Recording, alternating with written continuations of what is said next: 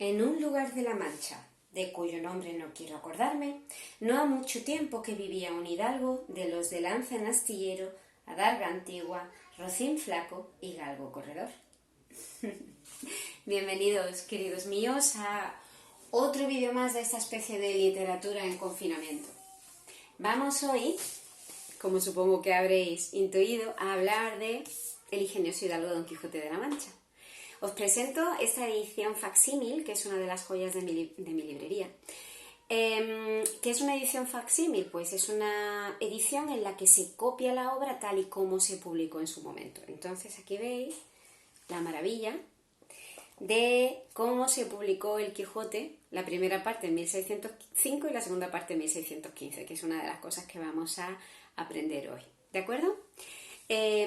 Hablar del Quijote no tendríamos suficiente ni siquiera un año académico completo.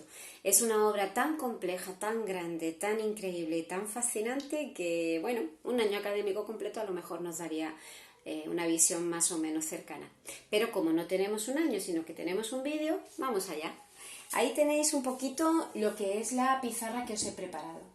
Importante, la teoría de Don Quijote la tenéis en las páginas 302, 3 y 4 del libro.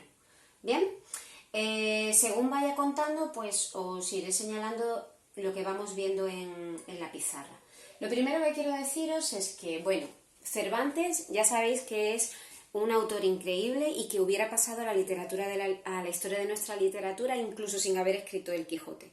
Pero El Quijote es tan grande, es tan maravilloso, es tan importante que le hace mucha sombra al resto de la producción de Cervantes. ¿Bien? El Quijote es la primera novela moderna, aquí lo tenéis.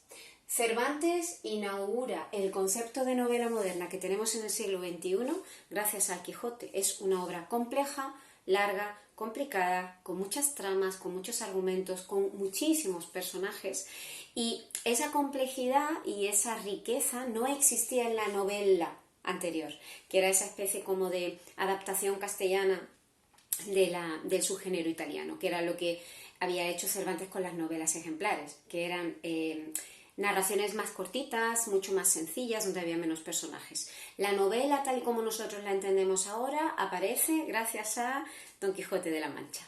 Cosas importantes del Quijote. Bueno, lo primero, hablar del Quijote es tan complejo que vamos a intentar organizarlo un poco con argumento y estructura.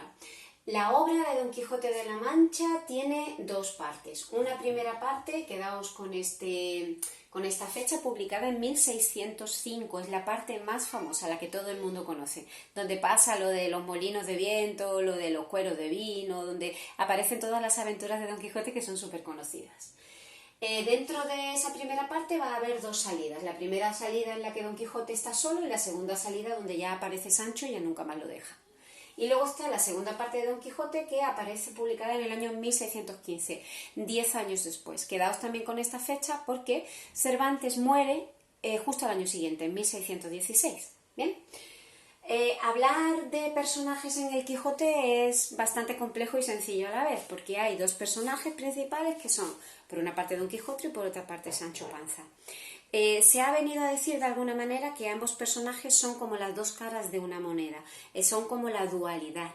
Don Quijote representaría lo más elevado, la parte más espiritual y moral del ser humano. Don Quijote siempre busca la justicia, busca la libertad, busca ayudar a los demás.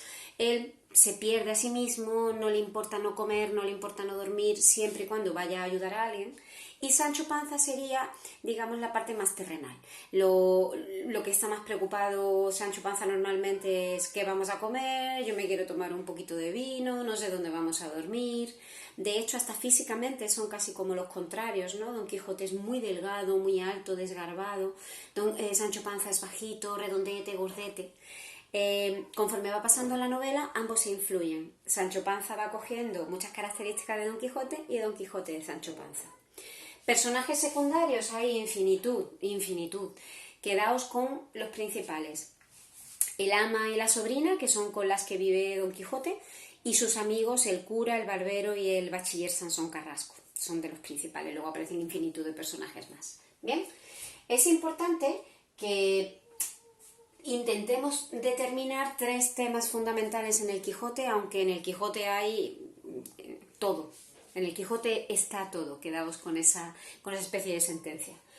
¿Temas principales? Pues evidentemente el que da de alguna manera el objetivo principal de la obra, que ya lo dice el propio Cervantes. Él pretende hacer una crítica o una burla de los libros de caballerías. Ya sabéis que desde el siglo XV los libros de caballerías aparecen y es un género narrativo que tiene un enorme éxito. Todo el mundo lee los libros de caballería y son como lo más de lo más. Pero ¿qué sucede? Y es por lo que Cervantes pretende hacer esta crítica y esta burla, que desde que aparece el primer libro de caballería, que es Amadís de Gaula, que tiene de alguna manera el honor de ser el modelo que todos los libros de caballería posteriores siguen, el resto de los libros de caballerías que se escriben después de Amadís de Gaula empieza a haber una degeneración absoluta en este subgénero, porque la calidad literaria es ínfima y luego cada vez están escribiéndose libros de caballería más locos, donde pasan cosas totalmente absurdas, donde todo es una especie de enorme disparate.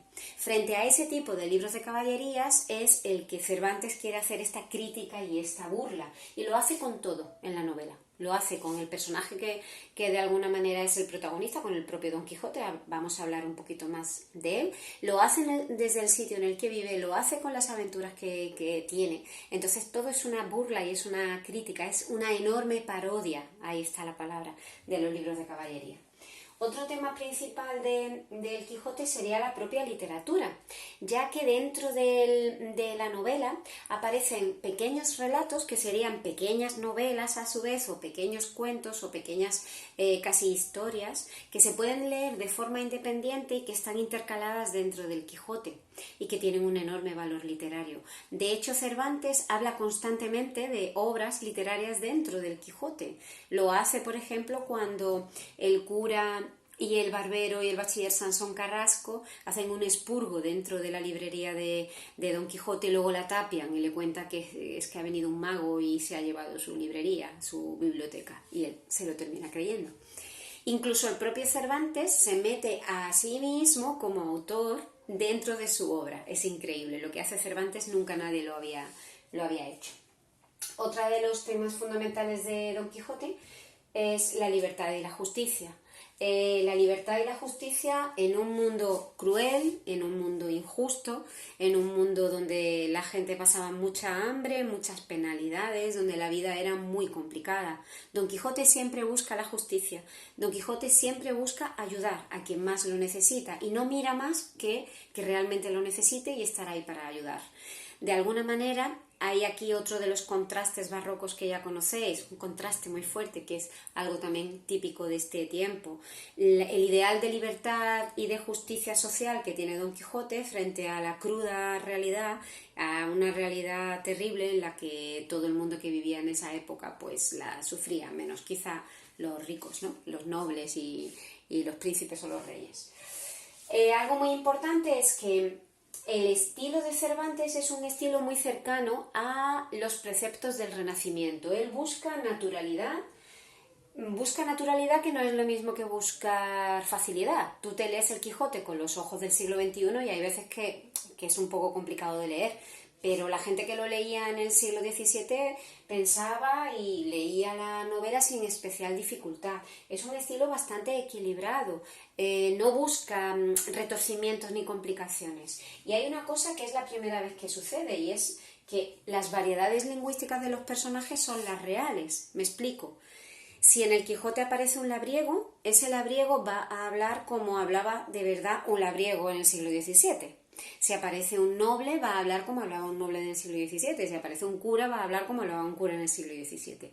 Eso no sucedía hasta que Cervantes escribe el Quijote. Acordaos, églogas, los pastores, en medio del locus amoenus. Esos pastores, hablando de amor y de filosofía, no hablaban como los pastores reales. Bien, hablaban pues como los poetas o como los filósofos. Entonces, la variedad lingüística que Cervantes incluye en sus personajes acerca toda la obra a la ya tan conocida verosimilitud que tiene el Quijote. El Quijote no es real, pero podría haberlo sido. En el Quijote no aparece nada fantástico. Todo lo que aparece en el Quijote tiene una enorme característica de verosimilitud. Bien, luego, Ojalá me pudiera detener más en esto, pero no puedo demasiado. Hay un enorme e increíble juego de narradores y de perspectivas a lo largo de todo el Quijote. Vosotros ya conocéis los nombres de los principales tipos de narradores. El Quijote, la obra empieza con un narrador omnisciente en tercera persona. Esa voz que está encima, que todo lo ve y que todo lo sabe, y empieza a narrar. De repente aparece un cambio de perspectiva porque del narrador omnisciente pasamos a un narrador en primera persona. El propio Cervantes se mete dentro de su obra y empieza a narrar desde esa primera persona. Y luego empieza un juego con los autores, y esto es increíble. Cervantes empieza a decir que un día va a un mercado y compra un manuscrito que cuenta una historia de un caballero que pierde el juicio por leer libros de caballería.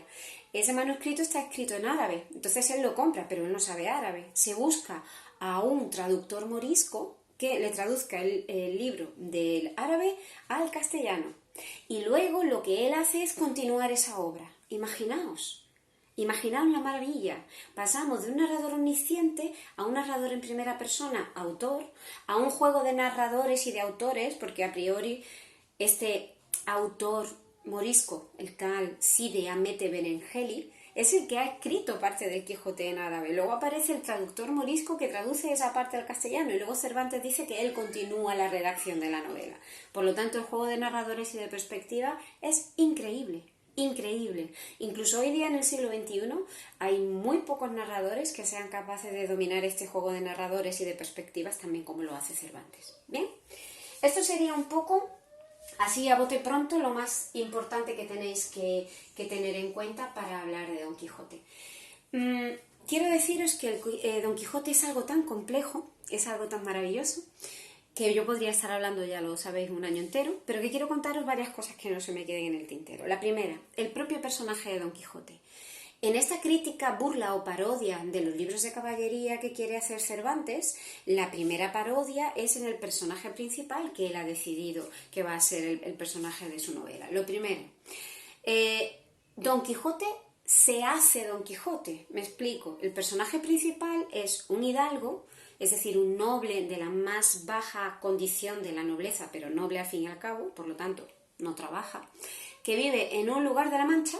Don Quijote vive en un lugar de la Mancha y Cervantes no nos dice cuál es, que al no trabajar se puede dedicar a hacer lo que le dé la gana, que en este caso es leer libros de caballería, que es lo que más le gusta. Este noble vive con una sobrina y con un ama, y parece ser que se llama Alonso, Quesada, Quijano. Ni siquiera Cervantes dice cómo es, y en su pueblo, o en el lugar en el que vive, lo conocen como Alonso Quijano el Bueno. Entonces ya da una de las características morales de su personaje, que es un personaje, es un hombre bueno. Pues bien, este noble que vivía un poco de las rentas, no era rico, pero tampoco era pobre, una de las cosas que más le gustaba era leer libros de caballería. Lo hace con tanta obsesión que al final termina perdiendo el juicio. Dice Cervantes que se pasaba las noches de claro en claro, es decir, que ni siquiera dormía, y los días de oscuro en oscuro, porque perdió totalmente la cabeza. Perdió la cabeza solamente en lo que concierne a la caballería. Si tú te lees todo el Quijote, te das cuenta de que Don Quijote es una persona sensata, culta, honesta, siempre intenta ayudar a los demás. Conforme tú te vas leyendo el Quijote, vas queriendo un poquito más a Don Quijote. Te va dando, al principio te ríes de él, de todas las desastres que le ocurren, pero poco a poco le vas cogiendo mucho cariño, porque es una persona muy honesta y moralmente muy elevada. Tiene un sentido del honor y de la justicia elevadísimo. Pero claro, luego eso se mezcla con que tiene una locura muy grande respecto a todo el tema de los libros de caballería. Entonces, bueno, el propio personaje en sí ya es una parodia. Cuando Alonso Quijano decide convertirse en Don Quijote, tendría cerca de 50 años. 50 años en el barroco es ser un anciano, prácticamente. Además, es un hombre enjuto, delgado, sin ningún tipo de atractivo. Es todo lo opuesto del héroe que él ha leído tanto en los libros de caballería. Entonces, todo lo que le pasa a Don Quijote, lo que es Don Quijote, es una auténtica parodia. Bien, cuando Alonso Quijano decide hacerse caballero andante. Ya no existían los caballeros andantes, hacía 1 siglo y medio que los caballeros andantes ya habían desaparecido de la faz de la tierra. Él siempre tiene en mente todo lo que ha leído en los libros de caballería, y todo lo que él hace, lo hace siempre teniendo como modelo, por ejemplo, a Amadís de Gaula, o incluso al propio Cid Campeador, pero todo es un desastre, es una parodia.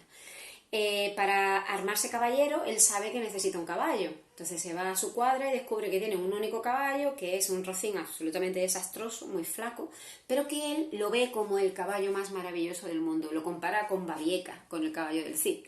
Le llama Rocinante, le pone un nombre así como muy llamativo. De hecho, el lugar en el que vive el propio Don Quijote es La Mancha, que es un lugar muy poco épico. Y él, que sabe que si quiere armarse caballero necesita una armadura, se pone a buscar una armadura y descubre una armadura vieja, sucia y oxidada que podría haber sido de alguno de sus bisabuelos o tatarabuelos. La armadura tendría 1 siglo y medio.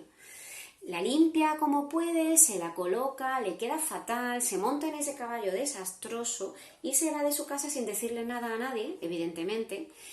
Y esa es la primera salida que tenemos en el libro en la primera parte de 1605. Todo en esta primera salida es muy loco también, porque él sabe que si quiere ser caballero necesita pasar por una ceremonia en la que alguien le arme caballero. Ese alguien debe ser el señor de un castillo, un noble, es lo que él ha leído en los libros de caballería. Pero en esta primera parte del Quijote, a Don Quijote lo que le sucede es que él, lo que le rodea, la realidad que vive, él en su cabeza la transforma para que se parezca a la realidad de los libros de caballería. Así él llega a una venta y él no ve una venta, ve un castillo. Y está ahí el ventero, que es un hombre de una moralidad un poco así, y él cree que es el señor del castillo. Entonces se dirige al señor del castillo como hablan los caballeros del siglo XV. El ventero se ríe en su cara, pero Don Quijote no se da cuenta de eso. El ventero, por hacerle la risa y la chanza, sigue con una ceremonia absolutamente ridícula en la que le nombra caballero, y todo es muy loco, porque ahí él está solo. Si hubiera estado con otra persona, a lo mejor alguien le hubiera dicho que todo es mentira, pero él se convence de que todo ha sido tal y como esperaba. Vuelve a su aldea porque ha tenido un accidente y un vecino lo encuentra, y entonces se da cuenta de que ha cometido un error. Todo buen caballero necesita un escudero y él no lo tenía. Por lo tanto, llama a un vecino suyo, que es un labriego que se llama Sancho Panza, y le ofrece que sea su escudero. Sancho Panza es ingenuo, inculto y se deja llevar por las necesidades terrenas y sobre todo por poderoso caballero y son dinero. Entonces Don Quijote le dice: vente conmigo, sé mi escudero, si me haces un buen servicio yo te haré gobernador de una ínsula. Y Sancho dice: sí, me voy con usted. Sancho no sabe lo que es una ínsula, no tiene ni la más remota idea, pero escucha eso de gobernador, de dinerito y le gusta. ¿Bien? Una ínsula es un sinónimo de una isla. En las novelas de caballería, los caballeros normalmente le daban algún tipo de premio a su escudero en forma de hacerlos gobernadores de un país o de un castillo o de una ínsula. Todo lo que le sucede a Sancho y a Quijote son aventuras que son una absoluta parodia, porque casi todas salen mal, todas son un desastre, se dan una cantidad de golpes. A Don Quijote rara es la aventura en la que no termina en el suelo, hecho polvo, ha recibido algún golpe, alguna torta, alguna cosa, pero él siempre tiene como objetivo fundamental ayudar y siempre tiene en su mente la idea de libertad y de justicia. Y eso hace que tú poco a poco pases de la risa de la burla absoluta diciendo: mira este hombre que está loco, a tener cada vez más un sitio en tu corazón para ese personaje que muestra una absoluta locura en todo lo relacionado con los libros de caballería, pero que para todo lo demás es muy sensato, es súper sensato. Una de las cosas, por ejemplo, que tienen todos los caballeros andantes y que él necesita también es una amada. ¿Por qué? Porque todos los caballeros andantes, todos los héroes, cuando tienen un gran éxito en una batalla, cuando van incluso a pelear contra el enemigo, están siempre pensando en su amada y le dedican sus victorias. Y Don Quijote necesita una amada. ¿Qué hace? Se acuerda de que una vez él conoció a una chica del pueblo de al lado que se llamaba Aldonza Lorenzo, que es un nombre muy poco épico, y entonces decide, en esa especie de cambio de la realidad real a la realidad de caballería, que va a ser una dama de la que él va a estar profundamente enamorado, que se llama Dulcinea del Toboso. Ya no queda rastro de esa chica que es todo menos una dama, es una labriega, más bien rústica, inculta y no especialmente bella, ¿de acuerdo? Entonces, en la primera parte del Quijote, Don Quijote cambia toda la realidad para ajustarla a su visión de la realidad. ¿Qué sucede en la segunda parte del Quijote? La segunda parte de 1615 ya no es así. En la segunda parte de 1615, toda la realidad, todo lo que Don Quijote y Sancho viven, es una especie de... es una especie de truco, es una especie de cambio, que lo que pretende es engañarlos, porque toda la gente, o la mayoría de la gente con la que Don Quijote y Sancho se cruzan en la segunda parte del Quijote, pretende engañarlos, pretende reírse de ellos o pretende obtener algún tipo de beneficio. Y lo que hacen es que modifican la realidad presentándola como la que está en los libros de caballería. Entonces ahí también hay un fuerte contraste. La segunda parte del Quijote, la de 1615, es una parte mucho más amarga, no es tan divertida como la primera. Pasan cosas cada vez más tristes, cada vez más feas, cada vez más trágicas, que van de alguna manera preparándote para el final de la novela. En el final de la novela, cuando Don Quijote de la Mancha vuelve a su casa, malherido, porque ha sido vencido supuestamente por un caballero, el caballero de la Blanca Luna, que es ni más ni menos que su amigo vecino, el bachiller Sansón Carrasco, que se ha hecho pasar por caballero, vuelve a su casa, todavía con la locura de la caballería andante, está muy malherido, muy maltrecho, muy mayor, y recupera la cordura y al poquito tiempo muere. Entonces se te queda una sensación muy dolorosa, muy agridulce dentro, porque ha muerto una persona que sí, se había vuelto loco, pero tenía una locura tan maravillosa que lo único que pretendía era ayudar al que más lo necesitaba, en un mundo cruel y en un mundo injusto, y que se ha cruzado con un montón de gente que lo ha maltratado y que se ha reído básicamente de su locura. Entonces, bueno, la sensación que te queda es bastante negativa en el cuerpo. Podríamos seguir hablando del Quijote toda la vida, pero no tenemos toda la vida. Me voy a quedar con una expresión que os he dicho antes que decía un profesor mío de la universidad. En el Quijote está todo. Espero que os haya servido. Sentaos y escribid lo que se os ha quedado después de ver el vídeo y ya sabéis, echad un vistazo a las páginas del libro. Hasta la próxima.